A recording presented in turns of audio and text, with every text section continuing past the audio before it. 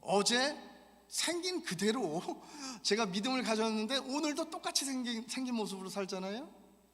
믿기 전에 제 키가 180이었는데 지금도 180입니다. 달라진 게 없어요. 달라진 건 오직 하나입니다. 믿음으로 내가 하나님의 백성이 되었고, 그 의미는 비록 이 세상은 사단이 지금 다스리고 있지만 하나님의 통치 안으로 들어가는 거예요.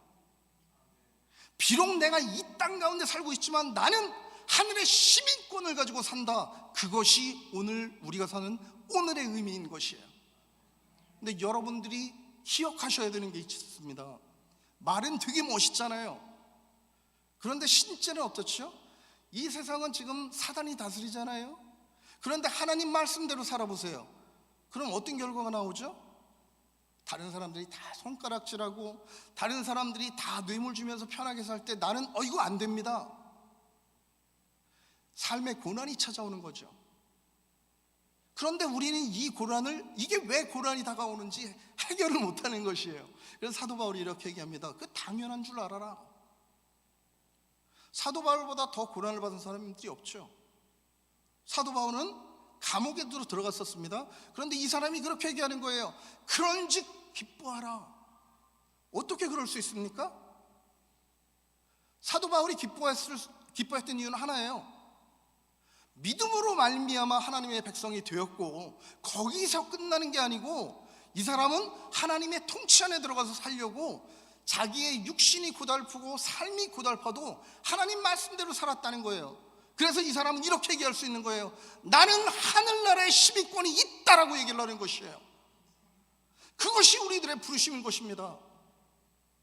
믿음을 가지고 이 세상에서 그래 적당히 타협하면서 적당히 어려움 피해가면서 살다가 아이고 주님 나라 가면 그때 구원, 그때 모든 걸 누리고 이렇게 생각하는 것은요, 성경이 말씀하시는 것이 아니에요.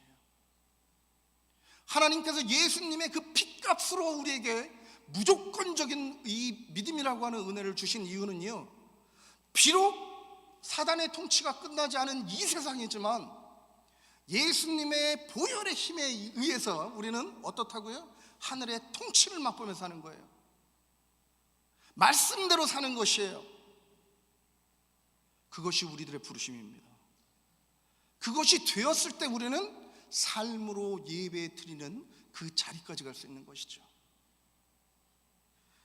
한 가지만 간략하게 말씀드리겠습니다. 여러분, 우리들에게 고민거리는 뭡니까? 그거 다 알아요. 그런데 오늘 사는 게 힘든 걸 어쩝니까? 오늘 그래도 먹고 살아야지. 그런데 하나님께서는 이렇게 말씀하세요. 우리가 할 수 없는 것을 누가 할 수 있죠? 우리가 할 수 없는 것을 우리가 할 수 있게끔 만드는 게 뭐죠? 하나님은 결코 우리에게 우리 힘으로 이 세상을 살라고 말씀하지 않으셨어요. 하나님께서 은혜를 주시겠다라고 얘기했죠. 사도 바울은 그렇게 표현합니다. 죄가 더한 곳에 은혜가 있다. 그런데 언제나 은혜의 크기는 죄의 크기보다 큽니다. 우리의 문제가 어떤 것이든지 간에 하나님이 주시는 은혜의 크기는 늘 우리가 부딪히고 있는 문제의 크기보다 더 큽니다. 그래서 우리는 결과적으로 넉넉히 이길 수 있는 것이에요. 그런데 우리는 하나님의 은혜를 경험하는 자리까지 가지 않는다는 것이에요. 왜? 적당히 타협하니까. 교회 와서 예배드리고 이런 것이 신앙의 마지노선이라고 생각하면서 사니까. 여러분, 한 가지만 기억하셨으면 좋겠습니다. 오늘 예배 끝나고 집에 돌아가시면요, 출애굽기 20장을 잘 읽어보세요.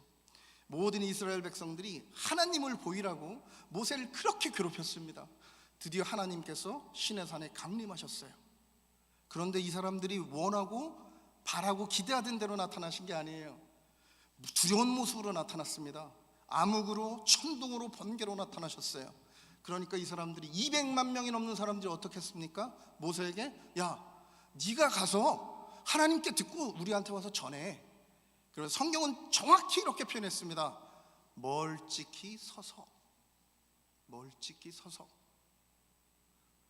여러분, 하나님의 은혜를 경험한 그 광야에서요, 매일매일 하나님의 은혜를 경험한 사람이 누굽니까? 이스라엘 백성들입니까? 아니면 모세입니까? 모세인 것이에요. 비록 죽을 것 같더라도 이스라엘 백성들이 그렇게 표현했어요. 우리가 죽을까 하노라.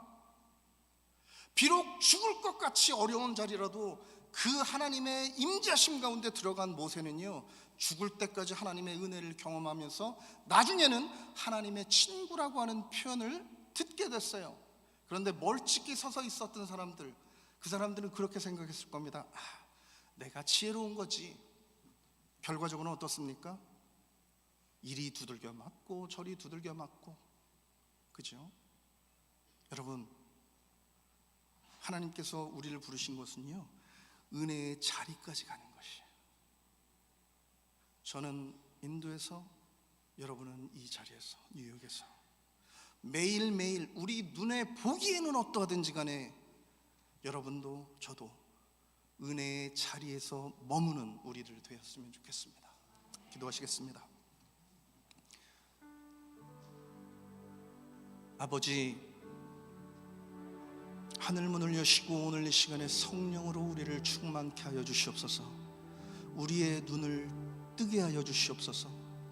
우리의 차가운 심장 가운데 다시 한번 불을 붙여 주시옵소서.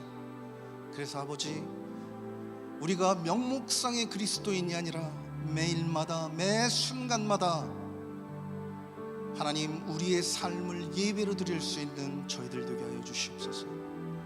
예수님 이름으로 기도했습니다.